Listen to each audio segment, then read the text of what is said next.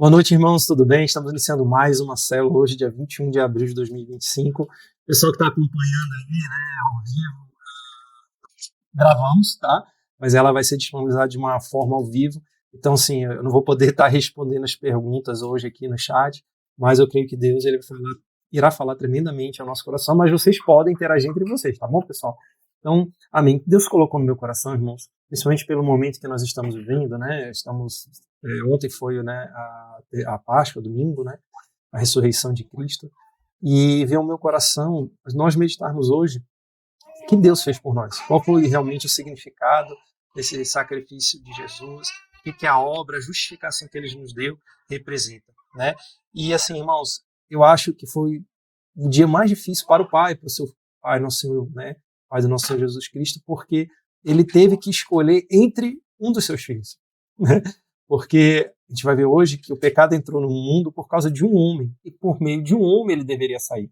Só que ninguém pagou esse preço. Muitos foram pessoas muito boas, foram heróis da fé, mas não ao nível, né, de testemunho de vida que pudesse fazer com que o pecado saísse por meio da sua geração. E tem um detalhe, né, irmãos? Se alguém tivesse alcançado, né, esse patamar, como nós iremos ver hoje, somente a sua geração seria justificada, posterior. Né? Ou seja, a salvação não iria alcançar o mundo inteiro. Então imagina assim, você que tem filhos, né? Se em algum momento você tiver que escolher entre o que vai viver e o que vai morrer, eu acho que nenhum pai faria isso, essa escolha. Pelo contrário, ele daria a sua própria vida, né, em detrimento dos seus filhos. Mas Deus amou o mundo, a sua criação, de tal maneira que ele bolou um grande plano, pessoal, redentor, para salvar, para restaurar, né, as vidas, a humanidade como um todo. Né? Como nós vamos ver, o pecado entrou no mundo por meio de um homem. Por meio de um homem ele deveria sair. Só que, como é pela fé, então a pessoa que crê em Jesus, que ele realmente se torna o Senhor da sua vida, é imputado a ele a mesma obra redentora de Jesus. E João 3,16, que todos nós conhecemos, fala, né, porque Deus tanto amou o mundo que ele deu seu Filho unigênito para todo aquele que nele crê e não pereça, mas tenha a vida eterna. Pois Deus enviou o seu Filho ao mundo não para condenar o mundo, mas para que este fosse salvo por meio dele. Quem nele crê não é condenado, mas quem não crê já está condenado, por não crer no nome do Filho unigênito de Deus. Este é o julgamento. A luz veio ao mundo, mas os homens amaram as trevas e não a luz, porque as suas obras eram más. Então, irmãos, Deus amou o mundo, que ele escolheu o seu Filho unigênito, só tinha um, para morrer por seus demais filhos aqui na terra. Então a gente vê o grande amor de Deus, inclusive, em outra passagem a palavra fala que o desejo de Deus é que todos sejam salvos, todos alcancem o conhecimento. Mas nós sabemos que, em decorrência do livre-arbítrio, esse livre-arbítrio que permitiu o pecado entrar no mundo, muitos não escolhem. Né? Eles que amam as trevas, que vivem nas trevas, infelizmente, não serão alcançados. Mas, irmãos, vamos meditar nisso. Né? Esse amor de Deus que escolheu o seu Filho, né, morrer por nós. Nós tivemos uma simulação disso por meio de Abraão. Né? Deus falou, será que algum pai, mas tinha que ser um pai que quisesse muito o seu filho, que amasse muito o seu filho, e iria entregá-lo por mim? E Abraão, né, alcançou esse nível de testemunho, né, e por meio da fé recebeu seu filho dentre os mortos. Né? E aí Deus fala, poxa, se um homem foi capaz de entregar seu filho para mim, eu entregarei o meu filho para os homens. Né, irmãos? Então a gente vai vendo a obra redentora de Cristo desde lá do Antigo Testamento, desde Gênesis, né? E Deus querendo restaurar, salvar-nos. Então, irmãos, não é algo corriqueiro, não é algo assim que nós devemos deixar batidos, porque se nós compreendermos o sacrifício de Cristo, a obra redentora, o preço que foi pago, né, tanto por Jesus como pelo seu Pai, que entregou o seu Filho unigênito por nós iremos ter uma mudança radical de vida, uma mudança radical de mente, para que possamos realmente, por meio das nossas ações, agradar, como nós veremos hoje. Nós não somos salvos por obras. Não adianta você, eu sou uma boa pessoa. Ninguém é bom. Ninguém. Somente Deus. Até que Jesus fala isso o filho pródigo. Não há ninguém bom a não ser Deus. Né? Filho pródigo, o jovem rico. Né? Então, irmãos, ninguém é Deus. Não tem como, por suas obras, você se justificar diante de Deus. Mas, por meio da fé no Filho dele, você crendo, confiando, reconhecendo, aí Deus imputa isso para a gente. Amém? Então, eu gostaria de compartilhar com vocês hoje esse louvor lindo. Era eu. Né? E depois nós iremos meditar na palavra. Amém?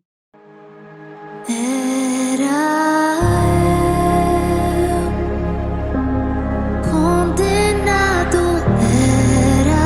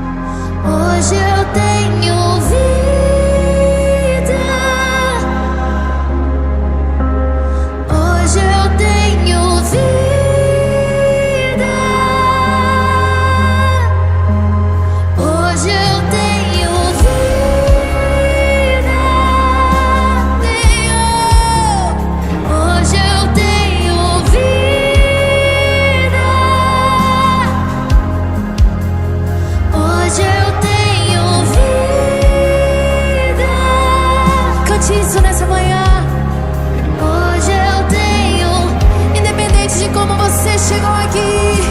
Diga, diga, diga. Hoje eu tenho vida.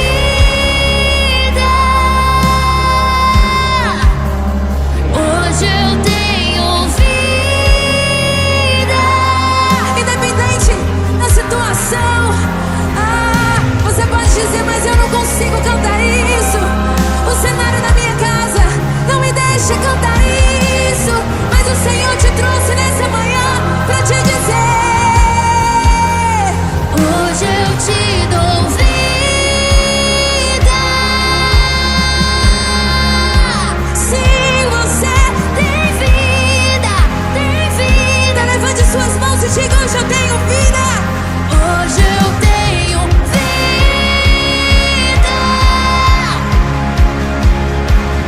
Hoje eu tenho vida.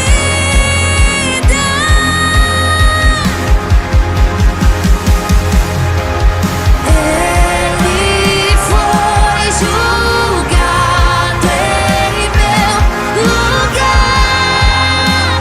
Hoje eu tenho vida. Ele foi julgado em meu lugar. Hoje eu tenho vida. Escandaloso amor me é. Hoje eu tenho vida. Escandaloso amor me encontrou. Hoje eu tenho vida.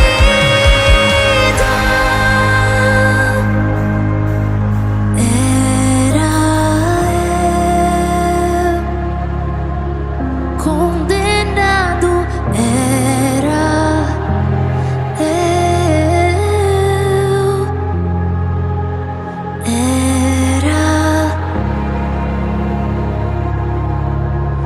condenado, era eu.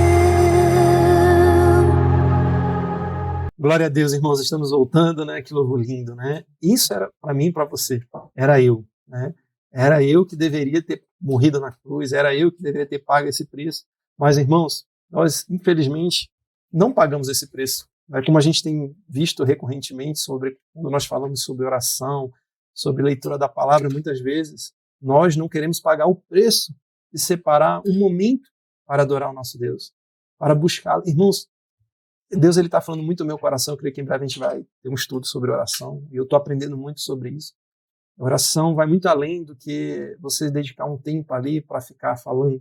Não, é um tempo de você rasgar o seu coração, você abrir o seu coração, não se preocupar. Meditar na palavra também, irmãos, é você tornar isso aqui real na sua vida. É você meditar, você fazer clamar a Deus: Senhor, abre a minha mente e o meu coração para que eu possa compreender, para que eu possa viver, porque, irmãos, não se engane.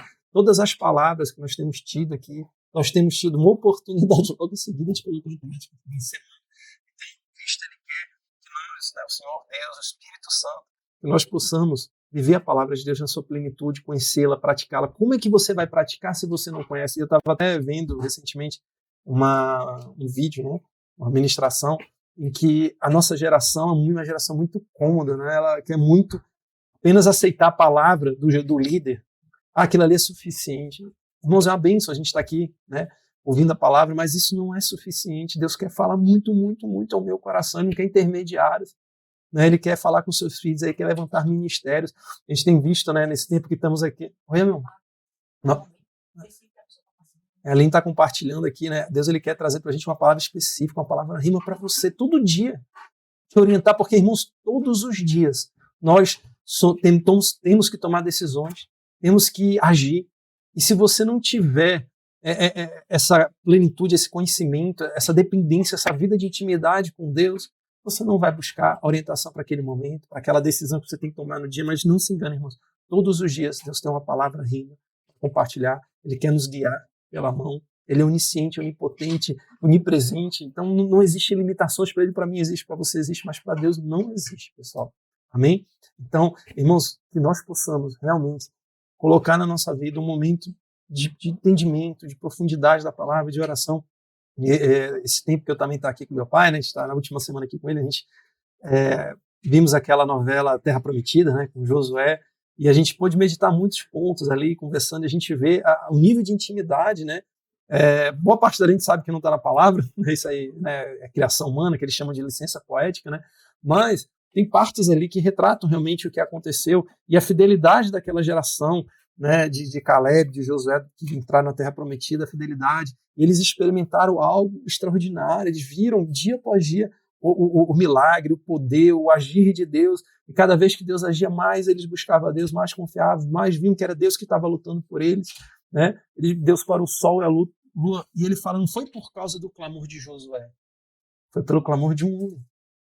Então, quando Deus, né, quando a gente clama a Deus, irmãos, ele faz o sol e a lua parar, e muitos acreditam, né, que o maior milagre de Deus naquela geração que saiu desde o Egito foi a abertura do Mar Vermelho.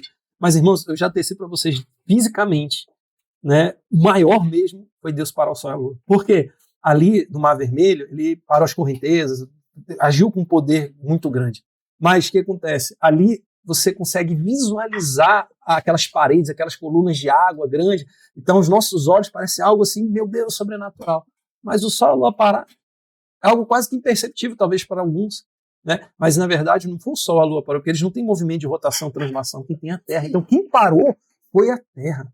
E isso para parar o movimento da Terra. Ele parou o mundo, irmãos. Aí algo assim deve ter acontecido, eventos cataclísmicos em outros locais do mundo, terremotos, maremotos, né? E assim, foi um poder descomunal, porque a força necessária para parar foi algo assim absurdo. Porque um homem clamou, porque eles precisavam que o dia se prolongasse. Então esse é o nosso Deus. Né? E mais do que isso, irmãos, mais do que a libertação, que ali o que significa, né? Tanto é que a Páscoa para os judeus é a fuga do Egito, a libertação da escravidão, né? E aí eles vão para a Terra Prometida, e a Páscoa para os cristãos, para nós que cremos em Jesus Cristo, foi também a libertação da escravidão, mas do pecado, não de uma terra estrangeira que nos oprimia. Na verdade, é isso também, se você parar para pensar. A terra que nós vivemos é a terra da escravidão. Porque aqui que tenta nos escravizar, aqui que tenta nos oprimir, aqui que tenta nos tirar da presença de Deus continuamente, aqui que nós somos afligidos, atribulados, somos perseguidos, e Cristo nos falou sobre isso. Se o perseguiram da mesma maneira, nós seremos também perseguidos. Se não creram nele, também não crerão em nós, mas também, se ouviram ele, nem ouvirão a nós.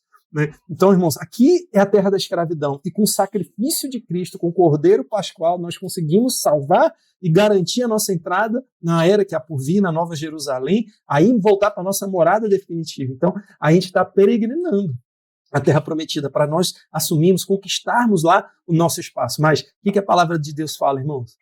Desde os tempos antigos, o reino de Deus é tomado pela força. Pela força. E essa força, que nem a força do meu braço, as obras, minhas boas obras, é pela nossa fé. É pela nossa fé.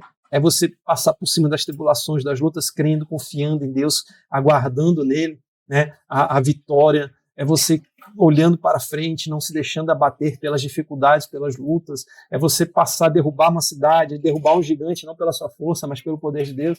Então você vê lá que aquilo que espantava o povo hebreu, Deus derrubou com grito, né, derrubou o sol, Então, nós temos que vencer, irmãos. Nós somos os heróis da nossa fé. Nós somos semelhantes àquela geração que entrou na Terra Prometida. Deus já nos libertou do Egito por meio do seu Filho. E agora nós estamos peregrinando para tomar posse da nossa promessa. E é isso que hoje eu gostaria de compartilhar. Isso foi o sacrifício de Cristo na minha vida e na sua vida. Então, hoje nós iremos meditar sobre a grande justificação. A grande justificação que Cristo nos concedeu.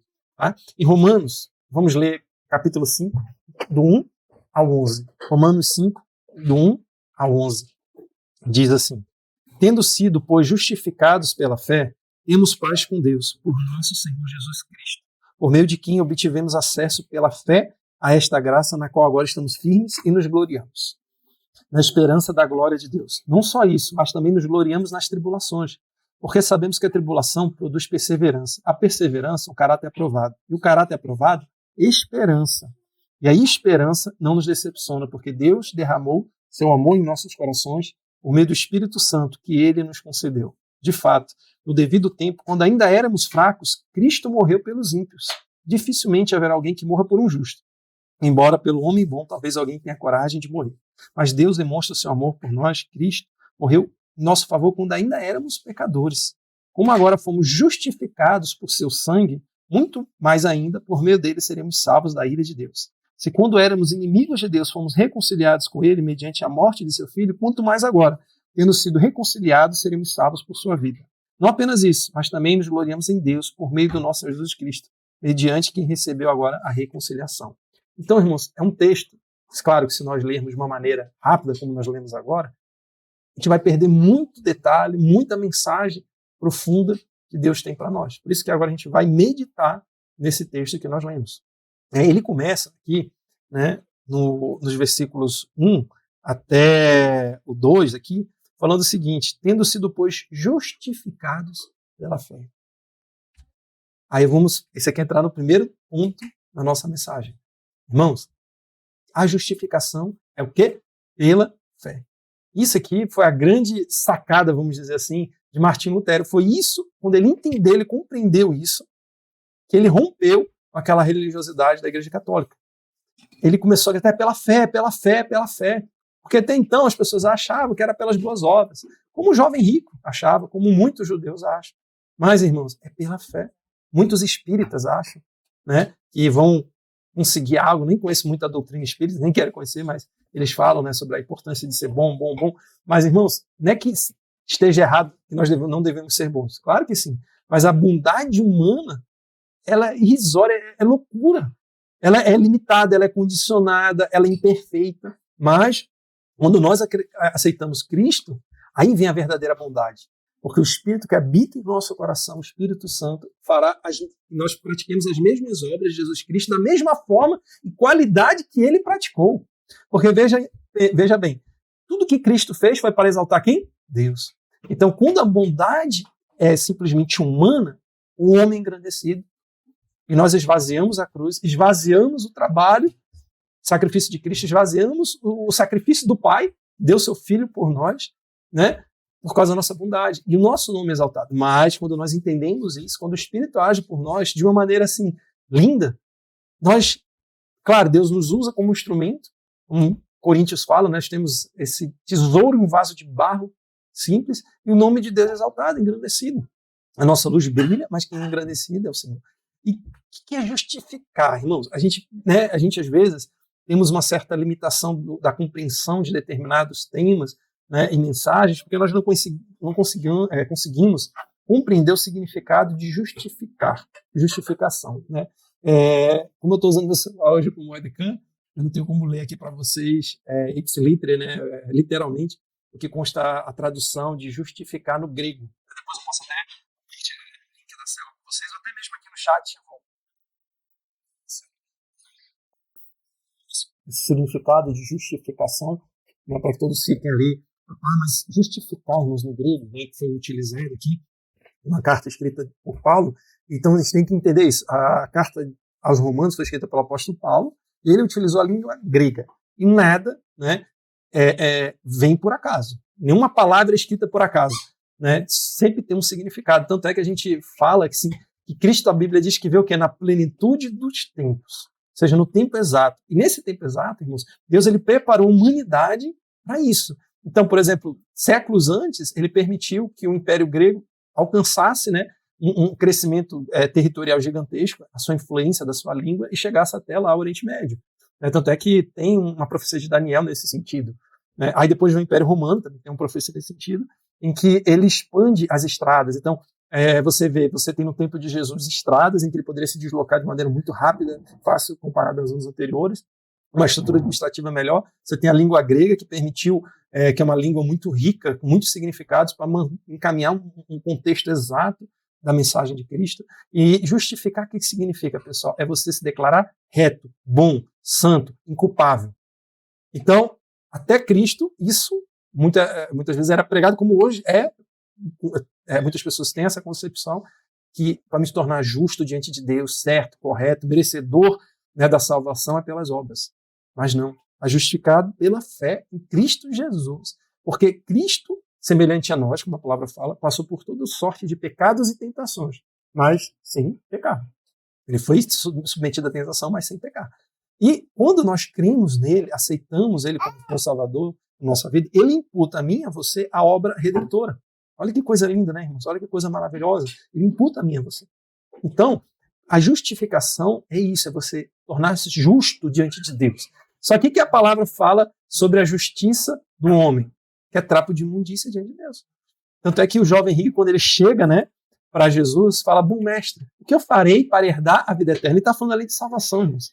Aí Cristo fala: por que me chama bom? Ninguém é bom, a não ser Deus. Ninguém é bom, irmão, somente Deus. Somente Jesus. Ele é bom, perfeito.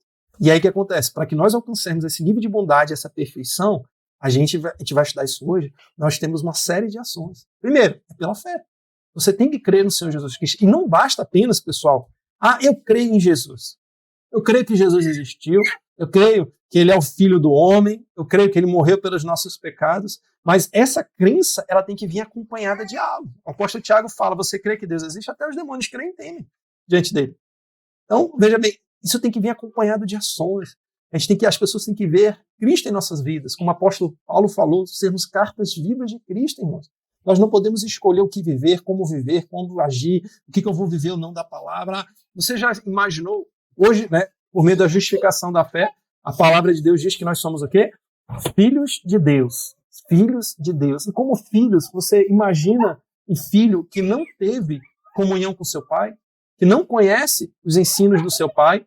Você já imaginou algo nesse sentido? Imagina um filho que passa meses sem falar com seu pai, meses sem meditar, meses... Porque quando nós oramos, geralmente nós falamos com Deus. Claro que Deus também pode falar conosco. Por isso que eu achei interessante aquele conhecimento que a pastora Sabrina trouxe para a gente. Ainda quando nós estávamos congregando lá na casa do pastor Jorge, pastor ali, seria muito interessante a gente sempre fazer isso. A gente, durante um período da nossa oração, a gente parar, a gente ouvir a voz do Senhor.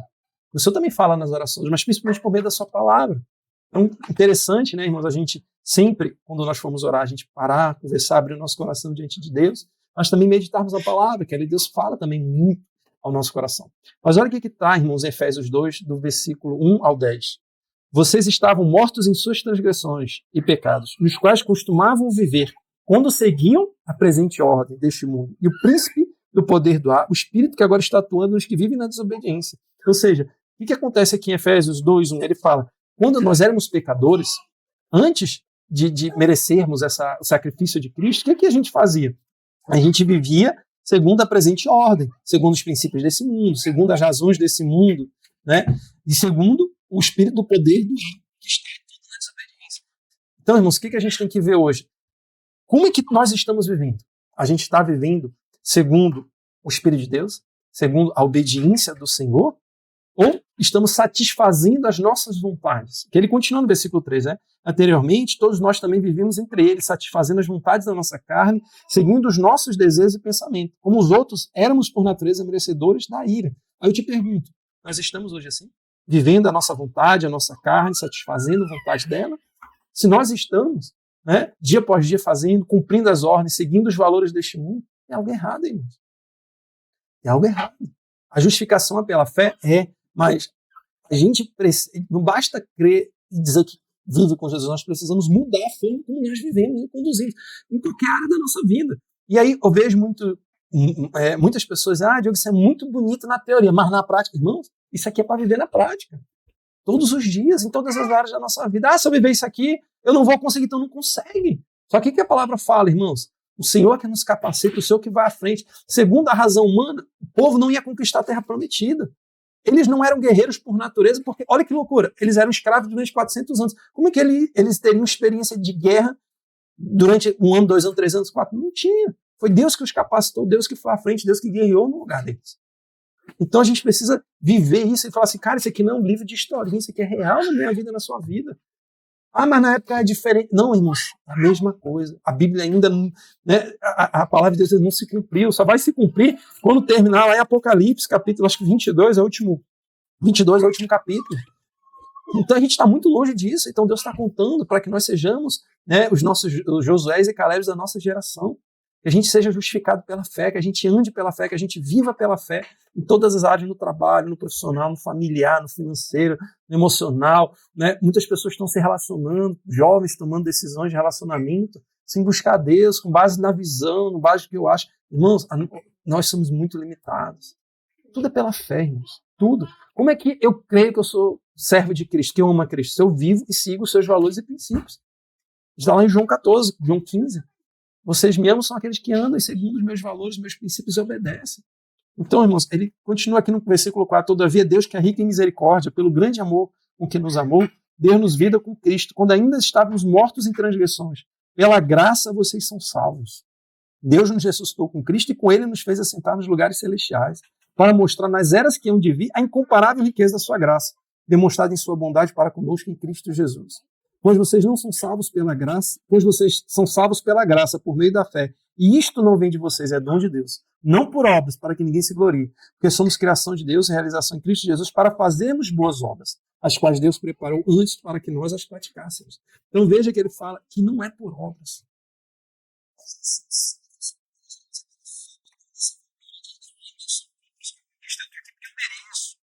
Não estou aqui porque ninguém me deu, não. É assim que o mundo fala? Geralmente, né, a pessoa que é concursada, né, ele fala o quê? Eu estou aqui, eu passei pelo meu esforço, pelo meu trabalho, pelas horas de estudo, não foi ninguém que me deu isso aqui, não. Eu posso fazer o que eu quiser. Mas a gente de Deus não tem isso, não. Ninguém vai ser salvo desta maneira, pela fé. E ele deixa bem claro como nós éramos transgressores, pecadores, como a nossa bondade é louca. Tanto é que, qual é o padrão de bondade de muitas pessoas? Eu sou bom, eu não bebo, eu não fumo, eu não uso droga, eu não roubo, eu não mato. Eu não mato, né? Então, pessoal, a gente tem que... Olha o nosso padrão de bondade. Isso aí é a nossa obrigação. Você se sacrifica pelo próximo, você tira do seu para ajudar as pessoas, você luta, você se humilha diante das pessoas, você não retribui o mal com o mal, mas com o bem. Como você vive como Cristo viveu. Esse é o nosso padrão. Tem um padrão, é Cristo. Ele é o nosso padrão, não é o jovem rico. Você vê que o jovem rico fazia muitas coisas boas, mas sempre faltava algo. E você pode ter uma vida exemplar perante os homens, mas se a motivação for errada, irmãos, infelizmente não tem valor para Deus. Então aqui, irmãos, é pela fé. E essa fé, irmãos, não apenas tem que ser acompanhada de um quarto quando eu levanto a minha mão diante dos homens e digo eu aceitei a Cristo, mas ela tem que vir acompanhada dia após dia, ano após ano e refletir nas nossas atitudes. Eu acho interessante também, se a gente voltar para o nosso texto base, né, Romanos 5, do 12 ao 21, fala assim: portanto, da mesma forma como o pecado entrou no mundo por um homem e pelo pecado a morte, assim também a morte veio a todos os homens, porque todos pecaram. Pois antes de ser dada a lei, o pecado já estava no mundo, mas o pecado não é levado em conta quando não existe lei. Todavia, a morte reinou desde o tempo de Adão até Moisés, mesmo sobre aqueles que não cometeram pecado semelhante à transgressão de Adão, o qual era um tipo daquele que haveria de vir. Entretanto, não há comparação entre a dádiva e a transgressão, pois muitos morreram por causa da transgressão de um só homem. Muito mais a graça de Deus, isto é, a dádiva é dada pela graça de um só homem, Jesus Cristo, transbordou para muitos. Então, irmãos, aí no versículo 18 ele diz assim: consequentemente, assim como uma só transgressão resultou na condenação de todos os homens, assim também um só ato de justiça resultou na justificação que traz a vida a todos os homens. Então, irmãos, o que ele está dizendo? O homem pecou, o homem escolheu. Como foi o primeiro homem e a primeira mulher, toda a sua geração foi transgressora, que foram os seus descendentes. Né? Agora, o que acontece? Por meio de um homem, ele tinha que sair do mundo do pecado, a obediência integral, verdadeira, pura, inocente. Ninguém fez isso. Então Deus mandou seu filho. Tanto é que a palavra diz, né? Na sua palavra está escrito a respeito de mim: envie-me, usa-me, eis-me aqui. Essa foi a atitude de Jesus Cristo. E se humilhou, não achou que ser igual a Deus era algo que deveria se apegar, mas se esvaziou de si mesmo, se humilhou, veio de forma humana, né, todos os dias da sua vida. E apesar de ter sido extremamente bom, extremamente justo, ele foi perseguido, ele foi criticado. Se ele salvava as pessoas, ele era criticado. Se ele tinha compaixão dos pecadores, ele era criticado. Se ele curava no sábado, ele era criticado. Tudo era criticado, irmão, tudo era julgado. Né? E aí eu te pergunto, como é que nós iríamos esvaziar a cruz de Cristo? Porque se eu julgo pela minha bondade, eu sou isso, eu sou aquilo, eu estou esvaziando. E nós não podemos fazer isso de forma alguma. Né? Outro ponto, né, que nosso texto-chave fala, irmãos, que as tribulações geram para a gente grandes oportunidades. Grandes oportunidades. Olha o que ele fala aqui no versículo 3 de Romanos 5. Não só isso, mas também nos gloriamos nas tribulações. Porque sabemos que a tribulação produz perseverança. A perseverança, um caráter aprovado. E o caráter aprovado, esperança. E a esperança não nos decepciona, porque Deus derramou o seu amor em nossos corações por meio do Espírito Santo que ele nos concedeu. João 16, versículo 3, também diz isso. No mundo tereis aflição, mas tende bom ânimo. Eu venci o mundo. Então, irmãos, as tribulações gerarão para a gente oportunidades. Por que Deus permite isso? Por que Deus permite que eu e você sejamos tribulados, que passemos por lutas e provações? Diferentemente do que muitos entendem, que foi pregado, eu também fui ministrar muitas vezes sobre isso, eu achava que toda tribulação não era devido simplesmente de pecado. Simplesmente pecou, é luta, é tribulação. Não pecou, não vai ter luta. Mas... Irmão, isso não é verdade.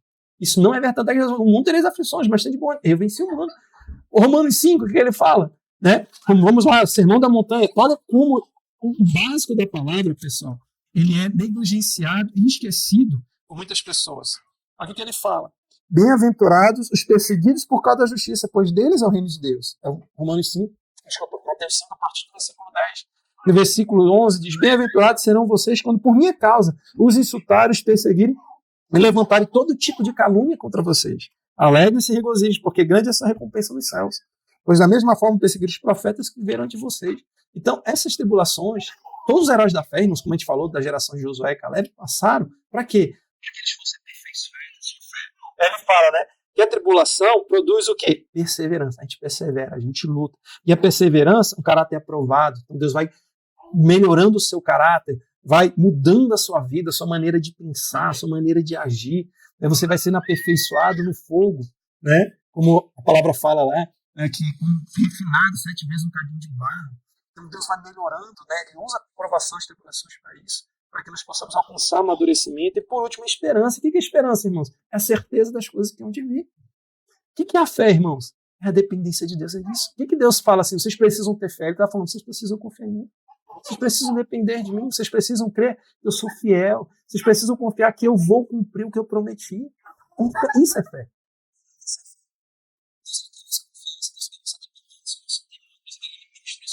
temor de Deus não é ter medo de Deus, é ter reverência, submissão, adoração, gratidão a Deus, irmãos. Né? Então a tribulação gera isso pra gente.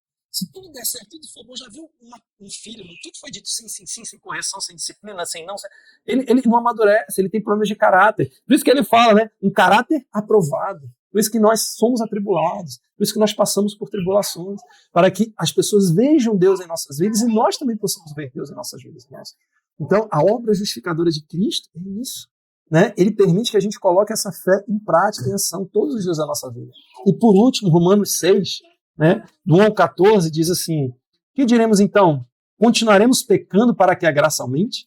De maneira nenhuma. Nós, os que morremos para o pecado, como podemos viver nele? Continuar vivendo nele? Ou vocês não sabem que todos nós que fomos batizados em Cristo Jesus, fomos batizados em sua morte? Portanto, fomos sepultados com ele na morte por meio do batismo, a fim de que, assim como Cristo foi ressuscitado dos mortos, mediante a glória do Pai, também nós vivamos uma vida nova. Se dessa unidos a ele na semelhança da sua morte, certamente o seremos também na semelhança da sua ressurreição. Pois sabemos que o nosso velho homem foi crucificado com ele, para que o corpo do pecado seja destruído e não mais sejamos escravos do pecado, pois quem morreu foi justificado do pecado. Ora, se morremos com Cristo, cremos que também com ele viveremos, pois sabemos que, tendo sido ressuscitado dos mortos, Cristo não pode morrer outra vez. A morte não tem domínio sobre ele, porque morrendo ele morreu para o pecado uma vez por todas, mas vivendo vive para Deus. Da mesma forma, considerem-se mortos para o pecado, mas vivos para Deus em Cristo Jesus. Portanto, não permitam que o pecado continue dominando os corpos mortais, fazendo que vocês obedeçam aos seus desejos. Aí eu te pergunto, nosso último ponto, o velho homem morreu? O velho homem morreu no batismo, na cruz? Porque Jesus fala, né, que nós devemos nascer de novo. Se nós não nascermos de novo, não veremos o reino de Deus. E o batismo é isso. Você morre para o pecado e ressurge um novo homem. Aí eu te pergunto, ainda tem traço do velho homem na sua vida? O velho homem foi sepultado? Né? Foi sepultado a maneira de agir, de pensar? Irmãos, a gente não pode mais viver da forma que nós vivemos. Nós temos que mudar. As pessoas têm que olhar para a gente e falar, meu Deus, é uma nova pessoa. É um novo homem como Paulo. Antes perseguidor, passou a ser perseguido. Antes temido, passou, né, a ser... ele era temido pelos homens e passou agora a ser amado pelos aqueles que o perseguiam, que ele perseguia. Então, irmãos, tem que ter uma mudança radical. Agora, para que haja essa mudança, Romanos 12, o que ele fala? Nós precisamos mudar a nossa mente completamente. A gente tem que entender que aqui é a terra da escravidão. E nós não temos que criar aqui raízes. Aqui Nós estamos peregrinando, por isso nós somos peregrinos para a terra da promessa, que é aquela que há por vir. E como é que nós vamos conquistar pela fé em Jesus Cristo? É dessa forma que seremos justificados. O velho homem tem que morrer. Aquela geração, irmãos, veja bem, o que aconteceu com a geração que saiu do Egito? Eles levaram todas o seu caráter, todas as suas maneiras de pensar, de agir para a terra prometida. A sua maneira de pensar, de raciocinar, de agir, de pensar o certo, errado, racionalidade, o que aconteceu? Caíram no deserto, não assumiram, não entraram na terra prometida, mas aquela nova geração que viu a ajuda de Deus, que foi restaurada, foi uma geração, irmãos, ímpar. A geração de Josué e Caleb, ela foi uma geração que foi fiel a Deus e viu grandes feitos. E que nós sejamos, irmãos, essa geração que muda, essa geração que transforma, uma geração que vai tomar posse da terra prometida. Então essa é a grande justificação, irmãos, que Cristo quer da nossa vida.